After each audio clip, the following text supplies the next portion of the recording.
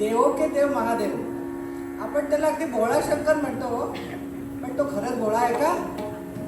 16 सोमवारचे व्रत किती कठीण असते. आपण आठवड्याचे सगळे उपवास करतो, सगळे उपवास 12 नंतर सोडलेले चालतात, पण सोमवार आला की म्हणजे नाही, सोमवार हा फक्त संध्याकाळी सोडायचा. म्हणजे तो किती भोळा आहे आपल्याला त्याच्यावरनं कळून जातो.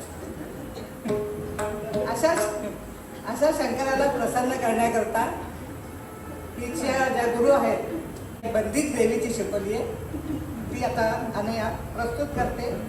आणि चौथे सुमन आम्ही रामाला अर्पण करत आहोत. आता प्रस्तुत आहे शंकराची बंदिश, आदिदेव महादेव.